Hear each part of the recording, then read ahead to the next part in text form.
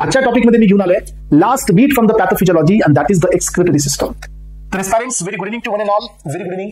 या एपीएच्या ऑनलाईन प्लॅटफॉर्ममध्ये तुमचं सर्वांचं पुन्हा एकदा स्वागत आहे एस्पायरंट्स. आज आपण डिटेलमध्ये पाहणार आहोत एक्सक्रिटरी सिस्टम. तर एस्पायरंट्स, हे पाहत असताना तुम्ही आधी हे समजून घ्या की बॉडीमध्ये एक्सक्रिशन ही प्रोसेस काय आहे. सो आपल्या बॉडीमध्ये अशाच आधी 3 प्रोसेस होतात एस्पायरंट्स. यातली पहिली प्रोसेस असते that is absorption, second process असते that is distribution and third process असते एस्पायरंट दॅट इज मेटाबॉलिझम. ह्या 3 प्रोसेस आपण एडीएमई मध्ये पाहणार आहोत. ऍब्झॉर्प्शन इज नथिंग बट जो सबस्टन्स आपल्या साइट ऑफ ऍडमिनिस्ट्रेशनला आहे तो तिथून पास होत असतो साइट ऑफ सर्क्युलेशन मध्ये किंवा site of administration to the systemic circulation मध्ये. This is called as a absorption. जो ड्रग ऍब्झॉर्ब झाल्यानंतर साइट ऑफ ऍक्शनला ट्रान्सफर होतो that is called as a distribution. So after getting distribution, he will show the pharmacological action. Once he show the pharmacological action, then the drug will able. So drug is available for the excretion. And excretion होण्याआधी तो metabolise होता है. It is a necessary process, but it is not complete necessary. Metabolism होतं पण काही केसमध्ये मेटाबॉलिझमची गरजच नाहीये. आणि लास्ट प्रोसेस असते this is called as excretion. आता एक्सक्रिशन म्हणजे काय हे आधी आपण समजून घेऊया. एक्सक्रिशनचा अर्थ असतो पेरेंट्स की बॉडीमधून तो ड्रग रिमूव्ह होणे. आणि तो रिमूव्ह साधा नाही होत आहे, काही प्रमाणात नाही होत आहे. तर एस्पायरंट्स बॉडीमधून कम्प्लिटली तो ड्रग बाहेर जाणे. सो बॉडीमधून तो ड्रग कम्प्लिटली एक्सक्रीट आउट होणे. So this is called as excretion. So बॉडीमधून तो ड्रग कम्प्लिटली बाहेर जात असेल एस्पायरंट्स तो ड्रग कुठून जातो हे पहा. तर कम्प्लिटली ड्रग एक्सक्रीट होण्यासाठी आपल्या ड्रगचं कॉन्सन्ट्रेशन किंवा आपल्या त्या सबस्टन्सचं कॉन्सन्ट्रेशन किंवा आपल्या वॉटरचं कॉन्सन्ट्रेशन किंवा आपल्या आयनचं कॉन्सन्ट्रेशन हे असतं ब्लडमध्ये. याचा अर्थ काय की जर तुम्ही एक्सक्रिशन करत असाल एस्पायरंट्स बॉडीमधून तर डेफिनेटली ब्लड मधला जो सीपी असतो तो सीपी या ठिकाणी कमी होत असतो. याचा अर्थ काय की एक्सक्रिशन जर फास्ट होत असेल तर प्लाझ्मा कॉन्सन्ट्रेशन हे काय होत असतं, डिक्रीज होत असतं. म्हणजे ब्लडमध्ये जो ड्रग आहे, ब्लडमध्ये जे वॉटर आहे, ब्लडमध्ये जे आयन्स असतील किंवा ब्लडमध्ये काही स्पेशल प्रोडक्ट आहे त्याचं जर एक्सक्रिशन होत असेल तर त्याचा प्लाझ्मा कॉन्सन्ट्रेशन हा कमी होत असतं. याचा अर्थ excretion is inversely proportional to the plasma concentration. See यानंतर आपण काय पाहतो की मग हे एक्सक्रिशन कोणत्या प्रोसेसनी होणार आहे. कारण एस्पायरंट्स हे लक्षात आलं तरच तुम्हाला काही गोष्टी क्लिअर होतील. तर एक्सक्रिशन होण्यासाठी आपल्याकडे पहिला रूट आहे दॅट इज रिनल रूट. आणि आपल्याकडे जो सेकंड रूट आहे एस्पायरंट्स एक्सक्रिशनसाठी तर तो आहे aspirants non renal routes. Renal routes मध्ये किंवा रिनल रूट मध्ये एकच कॉन्सेप्ट आहे aspirants and that is the kidney. आणि मोर दॅन 90% ड्रग्स हे किडनी थ्रू एक्सक्रीट आउट होत असतं. मोर दॅन 90%. सो बाकीचे जे 10% आहेत एस्पायरंट्स हे नॉन रिनल एक्सक्रीट होत असतात. याच्यामध्ये पहिल्यांदा आपल्या माउथ मध्ये असणारी सलाइवा तिथून काही ड्रग एक्सक्रीट आउट होत असतो. सेकंड एस्पायरंट्स आपल्या आईज मध्ये असणारा फ्लुइड दॅट इज लॅक्रिमल तिथून काही ड्रग एक्सक्रीट आउट होत असतो. त्यानंतर एस्पायरंट्स आपल्या एंटरहेपॅटिक सायकल मधून सिक्रेट होणारा बाईल यांच्यामधून काही ड्रग एक्सक्रीट आउट होत असतो. यानंतर एस्पायरंट्स आपल्या स्किन थ्रू इथून जो आपण बाहेर पडणारे जे काही साल्ट असतो तो स्वेट थ्रू बाहेर पडत असतो. हे पण एक प्रकारचं एक्सक्रिशन आहे. आपण बोलत असताना जो आपल्या माउथमधून एक्सचेंज होत असतो गॅस तर काही ड्रग गॅसेस मधून पण एक्सक्रीट आउट होत असतो. तर एस्पायरंट्स आपल्या बॉडीमध्ये फिमेल बॉडीमध्ये so after the parturition mammary glands जे मिल्क प्रोड्यूस करतात ते काही मिल्क थ्रू पण सिक्रेट होऊ शकतो. आणि यानंतर एस्पायरंट्स लास्ट वाला क्लास आहे दॅट इज द फिसिस. सो याचा अर्थ वेस्ट मेटाबोलाइट जे आपल्या बॉडीमधून बाहेर पडतं तिथून ही ड्रग हा एक्सक्रीट आउट होऊ शकतो. तर ह्या जी सगळ्या मेकॅनिझम आहेत एस्पायरंट्स तर हे पण एक्सक्रिशनच्याच मेकॅनिझम आहेत पण हे सगळ्या मायनर मेकॅनिझम आहेत. याचा अर्थ काय की याच्यामधील एकही मेकॅनिझम मेजर नाही आहे. सो प्रत्येकाचा एक एक रोल आहे. फॉर एक्झाम्पल की आता गॅसेस मध्ये जर एखादा ड्रग एक्सक्रीट आउट होणार असेल तर तो ड्रग हा किंवा तो सबस्टन्स हा ओलाटाईल नेचरचा असायला पाहिजे. याचा क्रायटेरिया आहे. जर तो स्वेट थ्रू एक्सक्रीट होत असेल त्याचा क्रायटेरिया आहे. मिल्क थ्रू सिक्रेट होत असेल त्याचा क्रायटेरिया आहे. म्हणजे काय प्रत्येकाचा क्रायटेरिया आहे ड्रग एक्सक्रिशनसाठी. आता यामध्ये मेजर कोण आहे, यामध्ये मेजर आहे तो म्हणजे तुमचा फर्स्ट किडनी. सो एस्पायरंट्स किडनी हे मेजर रूट आहे एक्सक्रिशनचं. तर एस्पायरंट्स आता आपल्याला हे पाहायचंय मग किडनी मधून जर एखादा ड्रग एक्सक्रीट आउट होणार असेल लक्ष देऊन ऐका सगळ्यांनी एस्पायरंट्स कारण मी तुम्हाला एक्झॅक्ट तेच बेसिक देतोय जे तुम्हाला लागणार आहे. त्यानंतर मी तुमच्या या चॅप्टरची सुरुवात करणार आहे आणि तिथूनच तुम्हाला हा टॉपिक एकदम क्रिस्टल क्लिअर असणार आहे एस्पायरंट्स. ओके सी तर आता एखादा ड्रग हा किडनी मधून किंवा एखादा सबस्टन्स हा किडनी मधून एखादा आयन हा किडनी मधून किंवा अजून कोणी जो असेल जो किडनी मधून जर एक्सक्रीट आउट होणार असेल aspirants then he should have something. So he should have some criterias और ही शुड ओबे सम क्रायटेरियाज. याचा अर्थ काय की आपल्याकडे जे युरिन आहे एस्पायरंट्स तर हिचं नेचर काय आहे. युरिन ही ऍक्वस नेचरची आहे. येस याचा अर्थ याच्यामध्ये वॉटरचं प्रोपोर्शन आहे ही ऍक्वस नेचरची आहे. त्यामुळे पहिला क्रायटेरिया आहे एस्पायरंट्स की जो ड्रग युरिन मधून या ठिकाणी एक्सक्रीट होणार आहे तो कंपल्सरी हा सोल्युबल असायला पाहिजे वॉटरमध्ये. सो जो ड्रग वॉटरमध्ये सोल्युबल आहे तोच ड्रग युरिन थ्रू एक्सक्रीट होऊ शकतो. Otherwise any drug which is not having solubility in the water won't excreted by kidney. Kidney through हा एक्सक्रीट नाही होऊ शकत. यानंतर एस्पायरंट्स सेकंड पॉइंट आहे की तो ड्रग हायड्रोफिलिक असायला पाहिजे. करेक्ट. तर आता आपण जे हे सांगितलं त्याचीच ही सेकंड टर्म आहे. जो वॉटरमध्ये सोल्युबल असतो तो वॉटर लव्हिंग असतो आणि जो वॉटर लव्हिंग असतो त्यालाच आपण हायड्रोफिलिक म्हणतो. म्हणजे हा सेम पॅटर्न आहे. यानंतरचा तिसरा पॉईंट आहे एस्पायरंट्स, सो तो ड्रग आयोनाइज्ड असायला पाहिजे, तो ड्रग किंवा तो सबस्टन्स पोलार असायला पाहिजे एस्पायरंट्स. तर या तिघांचं म्हणणं एकच आहे. याचा अर्थ जो आयोनाइज असतो तोच वॉटर सोल्युबल असतो, जो आयोनाइज असतो तोच पोलर असतो, म्हणजे त्याच्यावरती चार्जेस असतात, ज्याच्यावरती चार्जेस असतात तो वॉटरमध्ये सोल्युबल असतो. याचा अर्थ या तिन्ही कंडिशन्स सेम आहेत. सो यानंतरचा फोर्थ नंबर क्रायटेरिया एस्पायरंट्स, आणि that is nothing but, so तो असतो मॉलिक्युलर वेट. तर एस्पायरंट्स, सो हा एक महत्वाचा क्रायटेरिया असतो की जर एखादा ड्रग हा किडनी थ्रू एक्सक्रीट होत आहे तर त्याचा मॅक्सिमम मॉलिक्युलर वेट हा 500 डेल्टॉन पर्यंत चालतो, अदरवाइज इट ओंट गेट फिल्टर, तो फिल्टरच नाही होत. यानंतर पहा एस्पायरंट्स, सो जे आयोनायझेशनच्या सोबत अजून एक आपण वर्ड इथे घेणार आहोत तो म्हणजे अनआयोनाइज्ड. तर अनआयोनाइज्ड जो असतो एस्पायरंट्स, याचा मिनिंग असतो की त्याच्यावरती कुठल्याही प्रकारचा चार्ज नाहीये, तर तो कसा असतो, लिपोफिलिक असतो. ठीक आहे, मग लिपोफिलिकचं एक्सक्रीशन होत नाही, पाहू आपण. मग आता होणार काय आहे की हे क्रायटेरियाज आपण पाहिले. सो एखादा ड्रग सो किडनी मधून जर एक्सक्रीट व्हायचा असेल तर त्या ड्रगकडे एवढे क्रायटेरियाज एस्पायरंट्स कंपल्सरी असायला पाहिजे. मग आता आपण हे पाहूया एस्पायरंट्स की किडनीचं फंक्शनल युनिट कोण आहे. सो किडनीमध्ये फंक्शनल युनिट आहे नेफ्रॉन.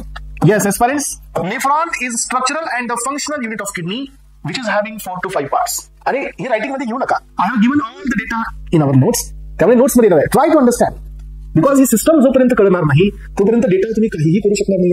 कारण या सिस्टमवरती आपल्याला ऍडव्हान्स टॉपिक पण घ्यायचे असतात. त्यामध्ये पहिला आहे डायरेटिक्स आणि सेकंड टॉपिक आहे अँटी डायरेटिक्स. राईट, समजून घ्या. आता हे पहा, नेफ्रॉन हा आहे, याच्याकडे हे ब्लड रिच होत आहे एस्पायरंट्स, हा इथून ब्लड आउट होत आहे म्हणजे एक्झिट होत आहे.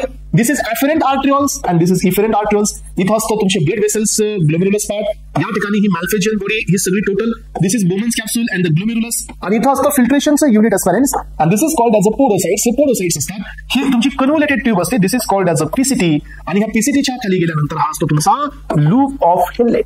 लूप ऑफ हेनले मध्ये एस्पायरंट्स तर हा असतो डिसेंडिंग लूप ऑफ हेनले, आणि यानंतर मग इथून सुरू झाला तो असतो असेंडिंग लूप ऑफ हेनले, आणि याच्यानंतर वरती गेल्यानंतर हे कन्व्होल्युशन असते, हे अशा प्रकारचं रोटेशन असतं एक प्रकारचं. This is called as a DCT, distal convoluted tube, आणि यानंतर एस्पायरंट्स हे असतो तुमचा last part of the nephron, and this is connecting duct. तर एवढे कॉम्पोनंट्स इथं असतात. मग आता होतं काय पहा की जो इथं आला तर तो बाहेर जाणार आहे. समजून घ्या एस्पायरंट्स, जो इथं आला तो बाहेर जाणार आहे. हे चाललंय आपल्या युरिनकडे. मग इथं येण्याचे दोन ऑप्शन आहेत एस्पायरंट्स, एक तर एखादा सबस्टन्स हा इथून असा येऊ शकतो, आणि जर हा असा येत असेल तर या मेकॅनिझमला आपण नाव देत असतो glomerular filtration. So then this mechanism is known as a glomerular filtration. तर aspirants, we have some markers जे एक्झाम मध्ये येतात. कोणते मार्कर्स असतात? ग्लोमेरुलर फिल्ट्रेशन रेट डिटरमाइन करणारे मार्कर्स असतात. Example inulin, example mannitol, example creatinine, example sodium so metabisulphite. हे कोण आहेत? हे मार्कर्स आहेत जे किडनीचं फंक्शन टेस्ट करतात, म्हणजे हे function that is the glomerular filtration rate. तर आता इथून फिल्टर होणे हा असतो ग्लोमेरुलर फिल्ट्रेशन रेट. किती असतो एस्पायरंट्स आपल्या किडनीमधून? सो लक्षात ठेवा aspirants, so 125 ml per minute filtration होत असतं, आणि हा असतो आपला फिल्ट्रेशन रेट.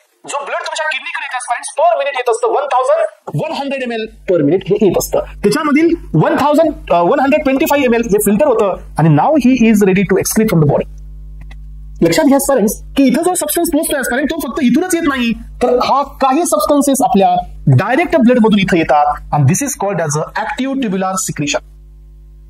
हा लक्षात ठेवा, जर तुम्हाला एक्झाम मध्ये रेट ऑफ एक्सक्रिशनचा फॉर्म्युला येत असेल तर तुम्हाला माहिती असायला पाहिजे की एक्सक्रिशन साठी कॉन्ट्रीब्युट करणारे दोन कॉम्पोनंट्स आहेत, दोन प्रोसेसेस आहेत.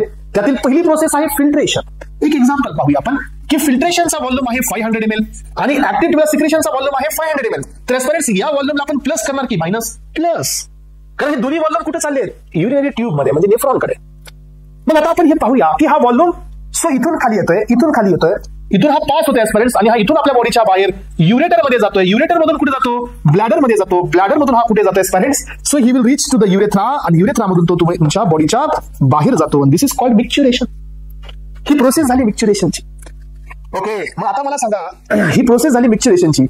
मग आता आपल्याकडे पर मिनिट किती आहे? 125 ml पर मिनिट आहे. सो एस्पायरंट्स पर मिनिट, मग याला मल्टिप्लाय करा 60 ने, तर काय निघेल? पर आवर, म्हणजे 1 तासाचा पण. आणि जो तुम्हाला इथं आन्सर मिळेल त्याला पुन्हा 24 ने मल्टिप्लाय करा, तुम्हाला व्हॉल्यूम मिळेल पर डेचा. याचा अर्थ एस्पायरंट, हे जर तुम्ही सगळे कॅल्क्युलेशन करून पाहिले तर तुम्हाला लक्षात येईल की आपली किडनी ही पर डे 180 लिटर्स फिल्टर करते. येस, पर मिनिट 125 ml, म्हणजे प्रत्येक 10 मिनिटाला एक बिस्लरी बॉटल, त्याच्यापेक्षा जास्त.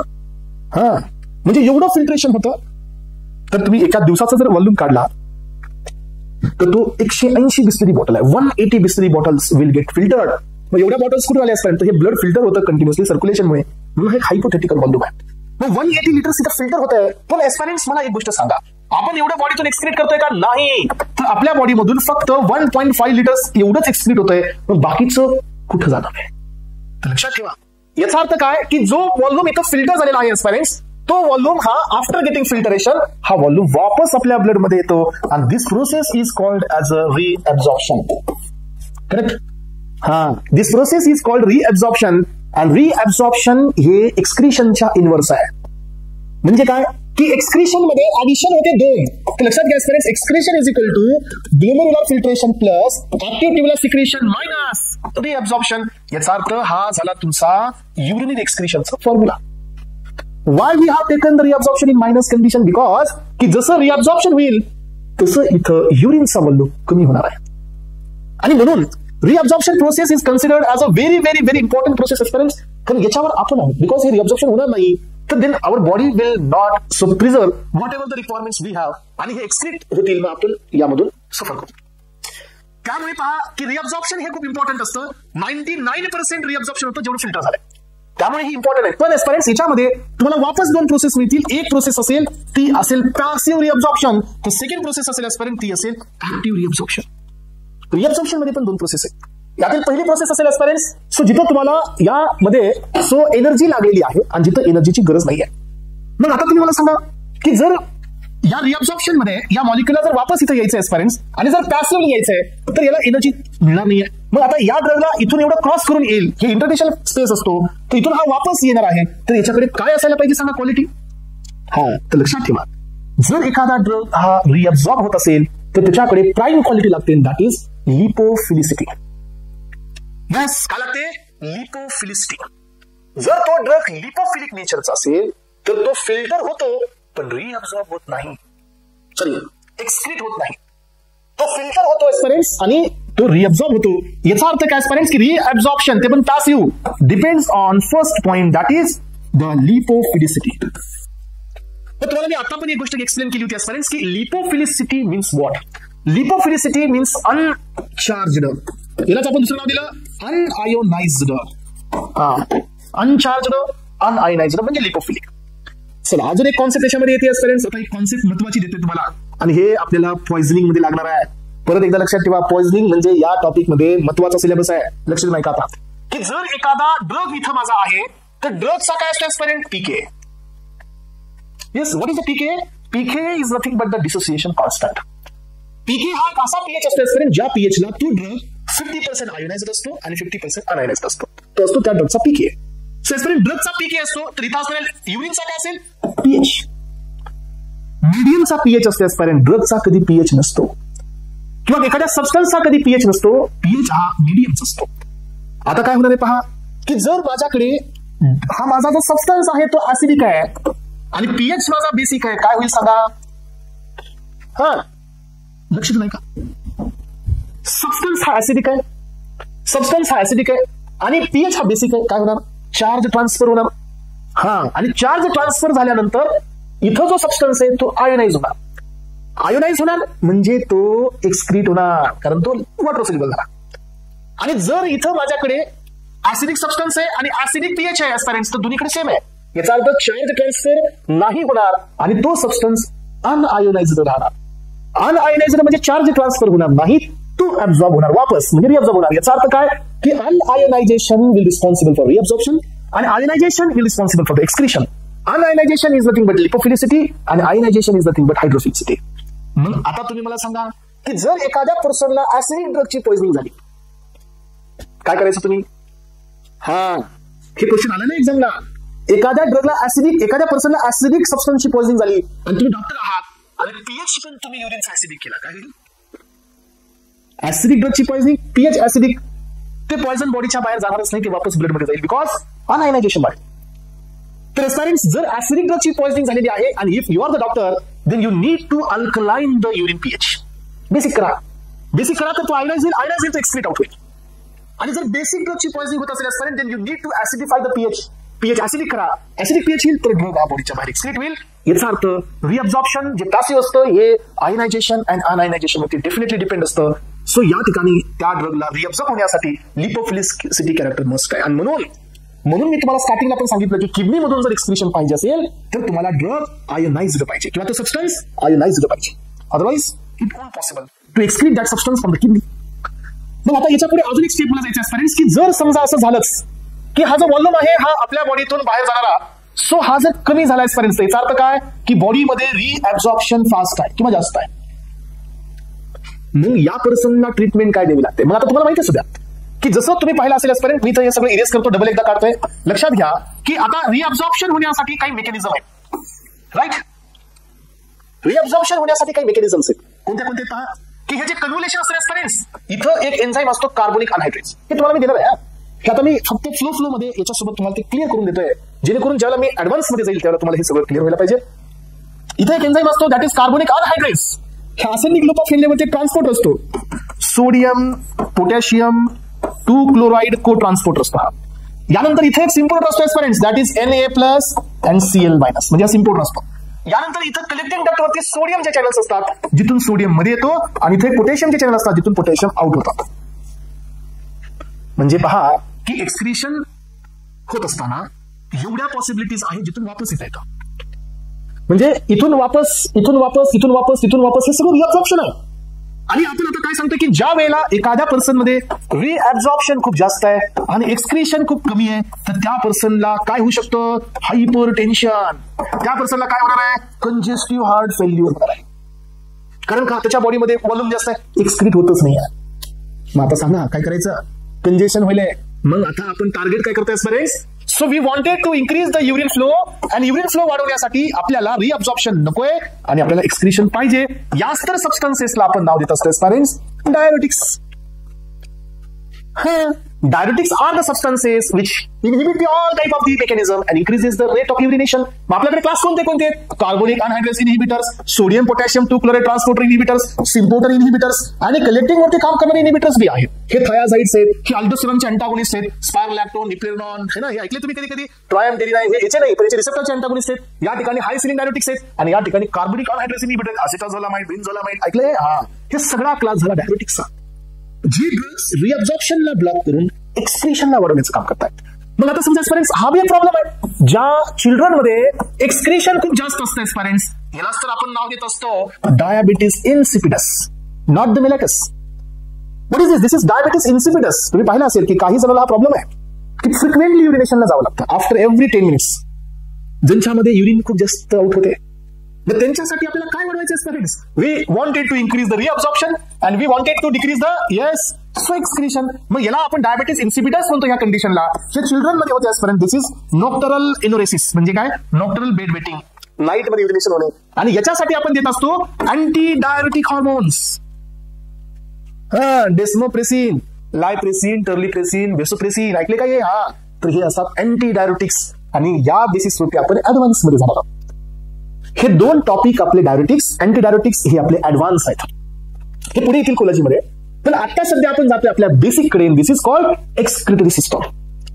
हे सर्व स्टुडंट्स हे पहा हे एक्सक्रिटरी सिस्टम तुमच्या समोर आहे आणि तुम्हाला हे पार्ट्स आता मला क्लिअर करून द्यायचे. नेफ्रॉनचा रोल तुम्हाला समजलाय, फिल्ट्रेशन कधी होतं समजले, रिअब्झॉर्प्शन कधी होते समजले, एक्सक्रीशन कधी होते समजले आणि this is called as a complete excretory system. सिस्टमचा बेस तुमच्या लक्षात आलाय. सिस्टम कशी काम करते हे तुमच्या लक्षात आले. चला तर पेरेंट्स आता जायचे आपल्या नेफ्रॉन, किडनीचं स्ट्रक्चर, त्यानंतर मग आपल्या नेफ्रॉनच्या प्रोसिजर्स, रिअब्झॉर्प्शन, फिल्ट्रेशन, एक्सक्रीशन हे सगळं आपल्याला पाहायचे. आणि हे पाहण्यासाठी आपण आता वापस चाललोय आपल्या नोट्सकडे जिथून हे सिस्टम सुरू होणार आहे. चला तर aspirants introduction to the excretory system. Human being having one pair of kidney. Human being having one pair of kidney in the abdomen so which is responsible for the removal of waste. ज्याच्यामुळे आपल्या बॉडीतील waste हे बॉडीच्या बाहेर जातं. Extra water from the blood, जे blood मध्ये जे वॉटर आहे हे बॉडीच्या एक्सक्रीट आउट कडे जाते aspirants. So and help to keep the chemicals that is sodium, potassium, calcium in balanced condition. म्हणजे काय की आपल्या ब्लड मध्ये हे जास्तही होऊ देत नाही आणि आपल्या बॉडीमध्ये यांना कमीही होऊ देणार नाही. ही आपली एक्सक्रिटरी सिस्टम आहे. सो यानंतर पहा या ठिकाणी या किडनीकडे आपल्याकडे या किडनीचं स्ट्रक्चर आहे. हे जे दोन पार्ट आहेत हे किडनीचे आहेत स्पेरेंट्स. इथं तुम्ही पाहू शकता. सो आपल्याकडे राईट किडनी आणि लेफ्ट किडनी आहे. दोन किडनी आहेत म्हणजे एक पेअर आपल्याकडे असतो. हा वरती जो तुमचा सुप्राएड्रिनल ग्लँड असतो याच्यामधून काही हॉर्मोन सिक्रेट होतात. हे आपण हॉर्मोनल सिस्टम मध्ये पाहिलेलं आहे. मग या किडनीला इथून जो खाली ही ट्यूब लाईन आली असपर्यंत दिस इज कॉल्ड युरेटर, आणि हे जो असतो युरिनरी स्टोरेज असतो हे दॅट इज द ब्लॅडर, आणि तिथून हे एक्सक्रीट आउट होतं. मग आता आपण याच्या थोडंसं डीप स्ट्रक्चर मध्ये गेल्यानंतर लक्षात येते फ्रेंड्स की किडनीमध्ये आपल्याला आर्टरी आणि वेन पाहायला मिळते. सो हे जे तुमच्या अशा प्रकारचे हे जे या ठिकाणी सो तुम्हाला कॉलम दिसत आहे दिस इज कॉल्ड मेडुलरी पॅरामिड्स, आणि जो हा एम्प्टी स्पेस दिसतो पर्यंत दिस इज द कॉर्टेक्स रिजन. हे कॉर्टेक्स रिजन असतं, हे पॅरामिड्स असतात. याच्यामध्ये जे हे एक्सटेन्शन आहे मध्ये दिस इज रिनल कॉलम, हे रिनल कॉलम आहे, आणि this is called the renal pelvis. हा युरेटर आहे, ही रिनल वेन, रिनल आर्टरी, आणि या ठिकाणी हा जो भाग असतो तो असतो कॅलिक्सचा. आणि ह्या रिनल वरती एक कॅप्सूल पण असते, this is called renal capsule. एक प्रकारची कोटिंग असते, एक प्रकारची ही लेअर असते. मग आता आपण हे किडनी बद्दलचं बेसिक इथं कव्हर करून आता आपण पुढे चालले असताना फंक्शन्स ऑफ द किडनी. किडनीचं पहिलं फंक्शन आहे ते म्हणजे आयनिक कंपोजिशनला मेंटेन करणं ब्लडच्या. सो ब्लडचा पीएच मेंटेन करणं, ब्लडचा व्हॉल्यूम मेंटेन करणं, सो ब्लडची ऑस्मोलॅरिटी मेंटेन करणं, सो प्रोडक्शन करणं कॅल्सिट्रॉयल अँड द इरिथ्रोपोएटिन हॉर्मोन. हा लक्षात घ्या, vitamin D3 very very very important. This is vitamin D3 is getting activated in kidney. हे किडनीमध्ये ऍक्टिव्हेट होत असते, ही फायनल स्टेप असते. हे मी तुम्हाला बायोकेमिस्ट्रीमध्ये पण दिलेलं आहे. आणि इरिथ्रोपोएटिन हॉर्मोन पण किडनीमधून तयार होतो. हा रेग्युलेट करतो ब्लड ग्लुकोज लेवल. तुम्ही पाहिला असेल ज्याच्या बॉडीमध्ये किडनी फेल आहे त्यांच्या बॉडीमध्ये ब्लड ग्लुकोज लेवल ही इम्बॅलन्स असते एस्पेरेंट्स. मग आता आपण चाललोय या किडनीमध्ये असणारा functional main unit. So aspirants इथं तुम्हाला एक पॉईंट मी तुम्हाला जो लिहून दिला होता तो म्हणजे कोणता, द रूट्स ऑफ एक्सक्रीशन. तर तुम्हाला तो एडीएमई मध्ये येणार आहे, त्यामुळे मी तो इथं दिलेला नाही. तो एडीएमई मध्ये हा टॉपिक तुम्हाला पुन्हा येतो एस्पेरेंट्स, तिथे तुम्हाला क्लासिफिकेशन देणार आहे. सो यानंतर आहे तुमचा so structure of nephron. Nephron is nothing but the structural and the functional unit of the kidney. It regulate the concentration of water, minerals such as sodium. So हे सगळ्यांचं sodium असेल, calcium असेल, glucose असेल, सगळ्यांचं concentration हे maintain करतं bye filtration and the रिअब्सॉर्प्शन. बघा आता जेवढं आपण आधी पाहिलं बोर्डवरती तेच सगळं इथं आलं रिपीट. जर समजा आजपर्यंत मी डायरेक्ट इकडे आला असतो तर काय झालं असतं, थोडंसं बाउन्स झालं असतं. मी तिथं तुम्हाला ऑलरेडी मेकॅनिझम दिलेली आहे, त्या मेकॅनिझमवरती आपण थोडासा टाइम स्पेंड केलेला आहे. म्हणून या ठिकाणी तुम्ही याला डायरेक्टली लक्षात ठेवू शकता की किडनी ही रोल प्ले करते, फिल्टर करते आणि पुन्हा वापस रिअब्झॉर्ब करते. आणि जे रिअब्झॉर्प्शन मध्ये नाही येत एस्पेरेंट्स म्हणजे जे आयनिक फॉर्म मध्ये आहे. सो आता तुम्ही म्हणाल की मग सर आता जे आयन्स आहेत हे बॉडीमध्ये कसे येतात, मग आयन्स एक्सक्रीट का नाही होत आहे? बेटा लक्षात ठेवा, रिअब्झॉर्प्शन हे फक्त पॅसिव्ह नाही आहे, रिअब्झॉर्प्शन हे ऍक्टिव्ह पण आहे. याचा अर्थ ज्यांच्यावरती चार्ज असतो हे ऍक्टिव्हली रिअब्झॉर्ब होत असतात by taking the expenditure of energy. याचा अर्थ काय, आयन्स जे रिअब्झॉर्ब होतात हे ऍक्टिव्हली होतात, पण जे लिपोफिलिक सबस्टन्सेस असतात एस्पेरेंट्स हे रिअब्झॉर्ब पॅसिव्हली होतात. म्हणून आपण हे पाहिलं. यानंतर पहा इथं तुमच्या समोर माझ्याकडे टिपिकल स्ट्रक्चर आहे नेफ्रॉनचं. यामध्ये सो तुम्हाला जिथं मी दाखवलं होतं बघा एस्पेरेंट्स कॉर्टेक्स रिजन. लक्षात ठेवा हे जे अप्पर वाला पार्ट असतो ना त्याच्यामध्ये तुमचा सो हे मॅल्फिजियन बॉडी आहे, हा पीसीटी आणि डिस्टल कन्व्होल्युटेड ट्यूब हा कॉर्टेक्स मध्ये प्रेझेंट असतो aspirants. And so loop of Henle and the collecting duct मात्र मेडुला मध्ये असतं. हे काय आहे कॉर्टेक्स मेडुला, हे पहा इथं जे स्ट्रक्चर तुमच्या समोर होतं याच्यामध्ये इथं हा कॉर्टेक्स आहे. याचा अर्थ हे जे कॉर्टेक्स मध्ये जो पार्ट मी प्रेझेंट म्हणतोय कोणते कोणते दोन पार्ट, एक मॅल्फिजियन पीसीटी आणि डिस्टल कन्व्होल्युटेड ट्यूब हे कॉर्टेक्स मध्ये असतात, आणि लूप ऑफ हेनले आणि कलेक्टिंग डक्ट हे मेडुला मध्ये असतात. हे पण एक थोडंसं माहिती असणं गरजेचं आहे तुम्हाला. यानंतर पहा इथं माझ्याकडे नेफ्रॉनचं स्ट्रक्चर आहे. इथं जे तुम्हाला हे हेअर लाईक स्ट्रक्चर दिसते हे ग्लोमेरुलस आहे जिथं फिल्ट्रेशन होतं. सो यानंतर ही एफरंट आर्ट्रिओल आहे जी ब्लडला घेऊन येते, हे एफरंट आर्ट्रिओल्स आहे जी जाताना ब्लडला घेऊन जाते. यानंतर इथं तुमचा सो एक इम्पॉर्टंट ट्रान्सपोर्टर आहे sodium potassium 2 chloride co transporter आहे. इथं तुमचा सोडियम क्लोराइड सिम्पोर्टर असतो. या ठिकाणी वॉटरचे अक्वापोरिन चॅनल बी असतात, सोडियम चॅनल असतात, पोटॅशियमचा आउटफ्लक्स असतं. हे तुम्हाला तिथं समजेल ज्याला मी ऍडव्हान्स घेईल. सो यानंतर मग आता आपण इथं पाहूया पार्ट्स ऑफ नेफ्रॉन. नेफ्रॉनचे किती पार्ट्स आहेत. सो यामध्ये पहिली आहे मॅल्फिजियन कॉर्पस्कल्स ज्याच्यामध्ये बोमन्स कॅप्सूल. हा सो जे आपल्याकडे तो दिसतोय ना हा वाला, तर याचं जे कव्हर असतं हे बोमन्स कॅप्सूल असते, आणि याच्यामध्ये जे तुम्हाला कॅपिलरीज दिसत आहे हे ग्लोमेरुलस असतं. यानंतर प्रॉक्सिमल कन्व्होल्युटेड ट्यूब असते दॅट इज पीसीटी. पीसीटी कोण असते फ्रेंड्स, तर ही जी कन्व्होल्युटेड ट्यूब दिसते फर्स्ट वाली दॅट इज पीसीटी. आणि लक्षात ठेवा ही आहे मेजर साइट फॉर द रिअब्सॉर्प्शन. म्हणजे जेवढा वॉल्यूम फिल्टर होतो त्यातला 60% to 70% वॉल्यूम हा पीसीटीने वापस जातो. म्हणून हे मेजर आहे. प्रॉक्सिमल काय म्हणायचं, प्रॉक्सिमल कन्व्होल्युटेड ट्यूब म्हणायचे. सो यानंतर आहे loop of Henle. Loop of Henle मध्ये दोन क्लास असतात, ascending loop of Henle and the descending loop of Henle. आणि यानंतर aspirants distal convoluted tube that is DCT. आणि शेवटचा पार्ट असतो तो असतो कलेक्टिंग डक्ट. एवढे पार्ट्स हे कुठे असतात, नेफ्रॉनच्या मध्ये असतात. मग आता आपण पाहणार आहोत एस्पेरेंट्स यामध्ये पहिला बीट आहे ग्लोमेरुलस. ग्लोमेरुलस हे एक कॅपिलरीज तयार केलेलं स्ट्रक्चर आहे. फाईन ब्लड वेसल्स असतात इथं lying Bowman's capsule. Glomerulus receive the blood from the afferent. ह्या ग्लोमेरुलस कडे जे ब्लड येतं हे एफरेंट साइड कडून येतं, एफरेंट आर्ट्रिओल कडून येतं aspirants. Blood is taken away from the glomerulus by the efferent arterioles. आणि ग्लोमेरुलस पासून जे ब्लड बाहेर जातं फिल्ट्रेशन नंतर so that is so taken by the efferent arterioles. It has a inner layer flattened cell. आणि ह्या glomerulus मध्ये एक छोटे फ्लॅट सेल्स असतात जिथं हे फिल्ट्रेशन होतं, and that cells are known as a podocytes. हे सेल कोण आहेत aspirants, that cells are known as a podocytes. आणि हे असतं तुमचं फिल्ट्रेशन युनिट. इथं होतं फिल्ट्रेशन. मग आता मॅल्फिजियन बॉडी मध्ये आपण हे पाहतो कॉम्प्लेक्स फॉर्म आहे हे. याच्यामध्ये ग्लोमेरुलस, कनेक्टिव्ह टिश्यू आणि बोमन्स कॅप्सूल असते. या तिघांची मग ही मॅल्फिजियन बॉडी तयार होते एस्पेरेंट्स. आणि या ठिकाणी आपण हे बेसिक पाहिलं. सो आता मी तुम्हाला ते loop of Henle, ascending loop of Henley ते पण दिलेले, पण याच्या पुढे आहेत कारण तिथं मला मेकॅनिझम पण द्यायचे. तुम्हाला हे माहिती आहे का बरं एस्पेरेंट्स, मला तुम्ही सांगा की ह्या लूप ऑफ हेनरीमध्ये एक लूप ऑफ हेनरी कोण असतो? ह्या लूप ऑफ हेनरीमध्ये एक लूप ऑफ हेनरी कोण असतो? तुम्ही मला हे सांगा की इथं कुठं युरिन ही हायपरटोनिक होते, कुठं ही युरिन हायपोटोनिक होते. जर तुम्ही हे बेसिक पाहिलं असेल तर तुम्हाला माहिती असायला पाहिजे, आणि जर नसेल तर लेक्चर पहा. सो पुढे तुम्हाला हे दिलेलं आहे. ठीक आहे, चला तर आता आपण चाललेलो आहोत एस्पिरंट्स फिजियोलॉजी ऑफ एक्सक्रीशन. याचा अर्थ काय? युरिन फॉर्मेशन कसं होत आहे, बॉडीमध्ये युरिन ही कशी फॉर्म होते. तर एस्पिरंट तुम्हाला मी सांगितलं देयर आर 3 इम्पॉर्टंट प्रोसेसेस. पहिली प्रोसेस आहे ग्लोमेरुलर फिल्ट्रेशन, सेकंड प्रोसेस आहे सो ती आहे ऍक्टिव्ह ट्युबुलर सिक्रेशन, आणि थर्ड प्रोसेस आहे आणि दॅट इज रिअब्झॉर्प्शन. पण रिअब्झॉर्प्शन ही युरिनला कमी करते म्हणून ही मायनस मध्ये असते. आपण याचा फॉर्म्युला पण पाहिला होता. ग्लोमेरुलर फिल्ट्रेशन, ट्युबुलर रिअब्झॉर्प्शन आणि ऍक्टिव्ह ट्युबुलर सिक्रेशन. याच्यामधला पहिलाच आपण घेतला आणि तो आहे ग्लोमेरुलर फिल्ट्रेशन. सो एस्पिरंट्स ही एक मोस्ट इम्पॉर्टंट इंडेक्स असते ऑफ द इंटेन्सिक रिनल फंक्शन. तर हे पहा की आपल्या बॉडीमध्ये सो रिनल हे प्रॉपरली वर्किंग मध्ये आहे की नाही, सो आपल्या बॉडीमध्ये किडनी ही प्रॉपर फंक्शनिंग करते की नाही हे चेक करण्यासाठी आपल्याला काय करावं लागतं सांगा.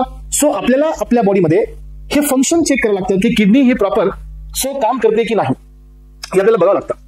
आता ही किडनी ही प्रॉपर वर्किंग मध्ये आहे की नाही हे चेकिंग करण्यासाठी आपण हा रेट डिटरमाइन करतो, आणि जसा हा ग्लोमेरुलर फिल्ट्रेशन रेट अॅक्युरेट येतो तर ते अझ्युम केलं जातं की kidney function is normal.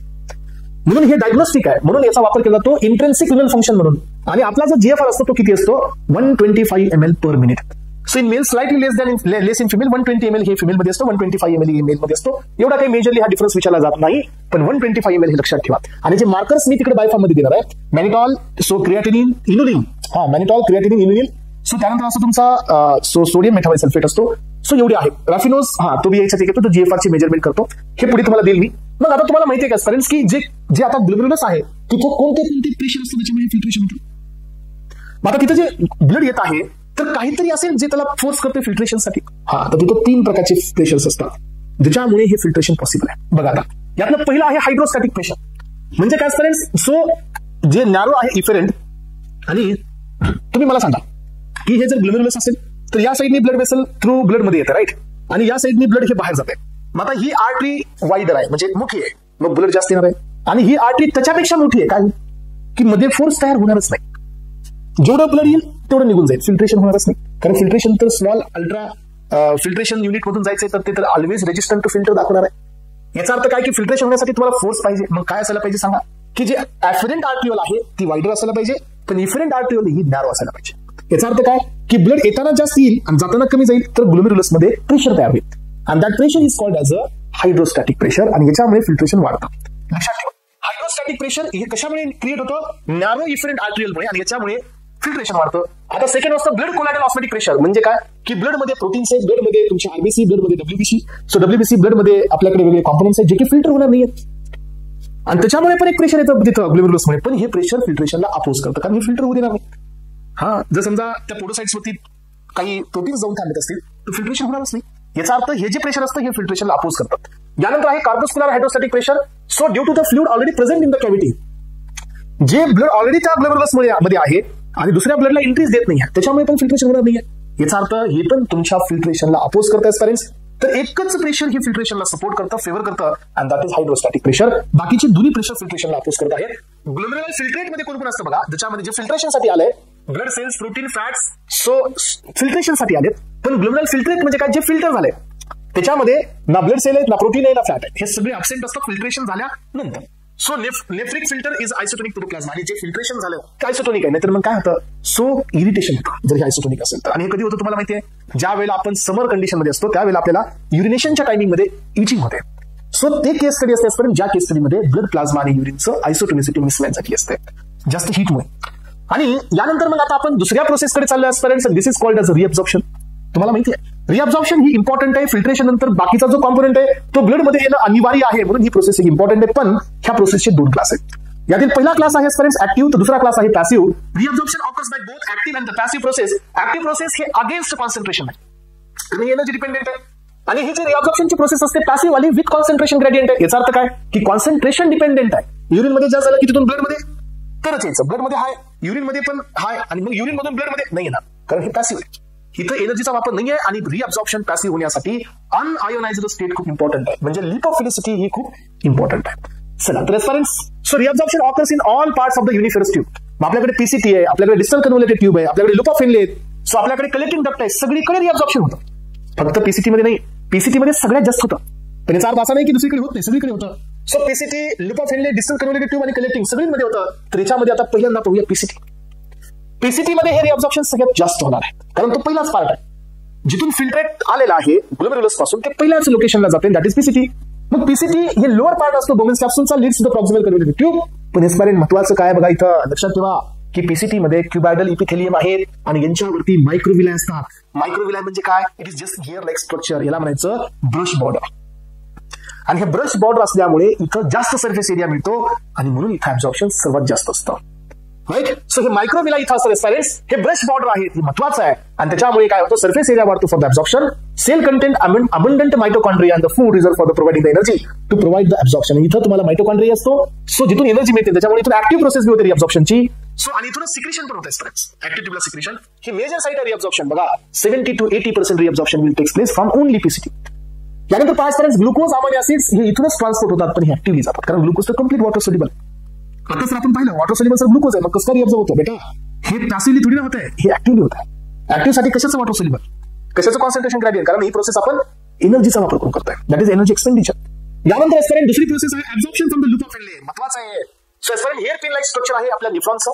So तो डिसेंड करतो रिनल मेडुलामध्ये. हे मेडुलाचा भाग असतो, हे कॉर्टेक्स मध्ये नसतं. आता याच्यामध्ये आपल्याला दोन पार्ट आहे आणि एस्पेरेंट्स याच्यामध्ये दोन कॉन्सेप्ट आहेत. एक आहे डिसेंडिंग लूप ऑफ हेनले, तर दुसरा आहे असेंडिंग लूप ऑफ हेनले. आता पहा डिसेंडिंग लूप ऑफ हेनले. तर डिसेंडिंग लूप ऑफ हेनले हा एस्पेरेंट्स थीन आहे. If the descending loop of Henle हा थीन आहे एस्पेरेंट्स, तर हा लक्षात ठेवा याच्यामधून सो वॉटर हे परमेबल आहे. वॉटर परमेबल आहे aspirants, but it is impermeable to the ions. Water permeable आहे आणि इम्परमेबल आहे टू द आयन्स. म्हणजे काय होईल की युरिन मधून जर वॉटर हे पास होत असेल आणि आयन्स पास होत नसतील एस्पेरेंट्स, तर इथं युरिन होते हायपरटोनिक. आणि त्यामुळे इथं जी युरिन होते ही होते hypertonic. Hypertonic is nothing but the concentrated. जिथून वॉटर जाते पण आयन्स जात नाही आहेत, म्हणजे हे so descending loop of Henle युरिनला काय बनवतोय, hypertonic. And that is why the descending limb is also known as the concentrating segment. तिथं जे थिक आहे तिथं थीन आहे, लक्षात ठेवा. सो थीन आहे हे सेगमेंट जिथून वॉटर परमेबल आहे बट आयन्स परमेबल नाही आहेत एस्पेरेंट्स. आयन्स परमेबल नसल्यामुळे सो आयन्स तिथंच राहतील आणि युरिन जी आहे सो ही होणार आहे हायपरटोनिक. आता पुढे येतोय मी नेक्स्ट पॉइंट कडे. Ascending loop of Henle. Ascending loop of Henle this is impermeable to the water. ही असेंडिंग लूप ऑफ हेनले आहे जे वॉटरला इम्परमेबल आहे, म्हणजे युरिन मधून वॉटर इंटरस्टेशियल स्पेस किंवा फ्लुइड मध्ये नाही जाणार आहे, but it is permeable to the ions. त्यामुळे काय होईल की युरिन मधील वॉटर परमेबल नाही होणार आहे, पण आयन्स पास होतील. त्यामुळे वॉटर युरिन मध्ये जास्त आणि आयन्स होतील कमी, तर इथं युरिन होत असते hypotonic.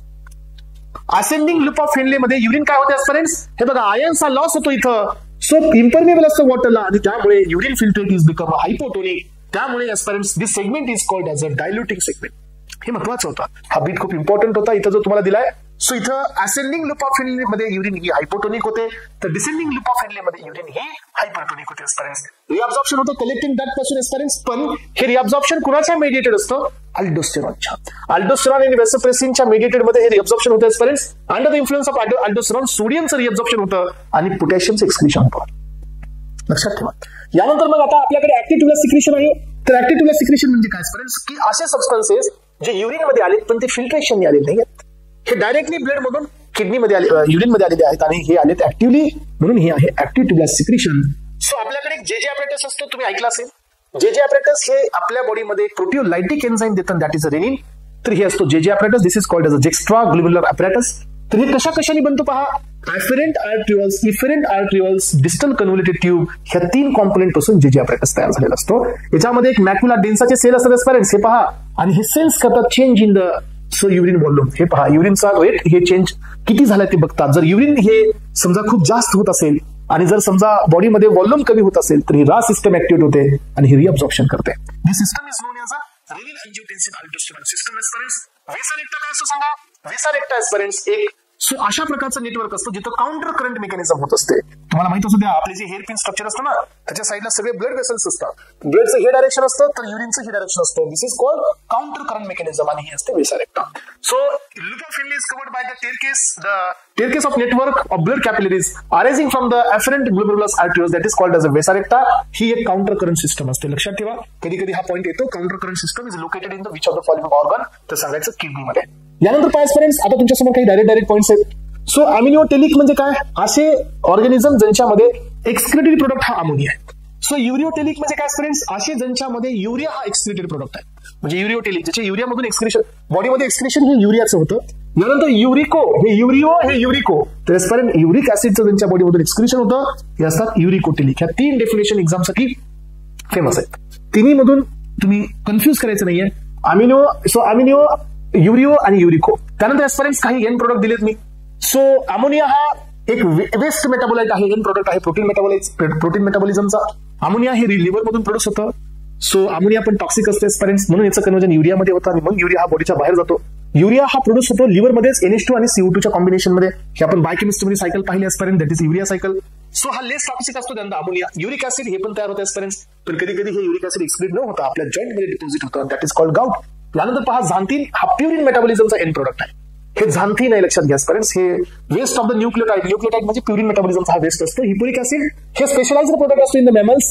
So produced from the benzoic acid. तर हे एक आपल्या बॉडीमध्ये एक मार्करचं काम करत असतं फ्रेंड्स, लिव्हर मार्करचं काम होतं याच्यावर. पुढे तुम्हाला मिळेल हे क्रिएटिनिन. तर लक्षात ठेवा, नॉर्मली युरिन हे क्रिएटिनिन मध्ये अब्सेंट असतं. क्रिएटिनिन हे ऑब्टेन होतं लिव्हर मध्ये from the ammonia acid. Creatinine हे क्रिएटिन आहे. क्रिएटिनिन हे जे आहे, सो हे प्रोड्यूस होतं creatinine phosphate present in the muscles. Increase होते हे लेवल ज्यावेळेला किडनी डॅमेज होते. याचा अर्थ हे सो ज्यावेळेला इन्क्रीज होतं तर आपण असं कन्सिडर करू शकतो की किडनी प्रॉपर वर्किंग मध्ये नाहीये. सो यानंतर एस्पारेंट डायबिटीस इन्सिपिटस हा अर्थ काय असतो की बॉडीमध्ये सो एक्सक्रिशन फास्ट आहे. म्हणजे काय? जिथं युरिनेशन खूप फास्ट आहे. हे कधी होऊ शकतं? ज्यावेळेला आपल्या बॉडीमध्ये ADH नसतो, म्हणजे अँटी डायरेटिक हॉर्मोन नसतो, जो की रिअब्झॉर्प्शन करणारा हॉर्मोन नसल्यामुळे एक्सक्रिशन फास्ट होतं. त्यामुळे डायबिटीस इन्सिपिटस होत असतो due to the hyposecretion of the anti diuretic hormone. Polydipsia, excessive thirst लागतं फ्रेंड्स, आपल्याला कंटिन्युअसली वॉटर ड्रिंक करावं लागतं. This is called drinker disease. हे कधी होतं? ज्या वेळेला ज्या पर्सनमध्ये कंटिन्युअस एक्सक्रिशन होतं. म्हणजे काय? बॉडी हे वॉटरला प्रिझर्व करत नाही. त्या केसेसमध्ये तुम्हाला एक्सेसिव्ह वॉटर ड्रिंक करावं लागतं friends. Proteinuria, albuminuria, याचा अर्थ काय की युरिनमध्ये प्रोटीन फाइंड आउट होतात. सो युरिनमध्ये प्रोटीनचा अमाऊंट आपल्याला पाहायला मिळतं. आणि हे कधी होतं? In case of the glomerulonephritis. याचा अर्थ ग्लोमेरुलोनेफ्रायटिस म्हणजे नेफ्रायटिस. सो जर इन्फेक्शन झालं किंवा त्याचं इन्फ्लामेशन झालं त्या केसमध्ये, सो प्रोटीन हे युरिनमध्ये डिटेक्ट होतं. ग्लुकोज युरिया हा डायबिटीस मेलेटस मध्ये पाहायला मिळतो फ्रेंड्स. ड्युरिंग द प्रेग्नन्सी पाहायला मिळतो की युरिन मध्ये ग्लुकोज डिटेक्ट होतं, that is the glucosuria. त्यानंतर हिमॅच्युरिया फ्रेंड्स, याचा अर्थ की in case of kidney stone और any injury to the kidney, so urine मध्ये ब्लड पाहायला मिळतो. This is called as a haematuria. So haemoglobinuria, याचा अर्थ HB हे युरिन मध्ये येतो आणि हे सेरेब्रल मलेरियाच्या केसमध्ये येतं फ्रेंड्स. आणि यानंतर असतो कीटोन युरिया. तर फ्रेंड्स, आपल्या बॉडीमध्ये 3 कीटोन बॉडीज आहेत. जर लिव्हर फेल असेल तर या कीटोन बॉडी असिटिल कोळीमध्ये नाही जात आणि याच्यामुळे सो ह्या कीटोन बॉडीज युरिन मध्ये एक्सपेक्ट होत असतात आणि this process is called as a ketonuria. तर आतापर्यंत आपण फ्रेंड्स एक्सक्रिटरी सिस्टमला या ठिकाणी खूप स्मूथली पाहिलं आणि ह्या सिस्टमला या लेक्चरमध्ये आपण कंप्लीट केलेलं आहे friends. In this way we have been finished with the very important topic, that is the pathophysiology or human anatomy and physiology. So या ठिकाणी फिनिश झालेला आहे friends. Thank you so much. Have a nice day.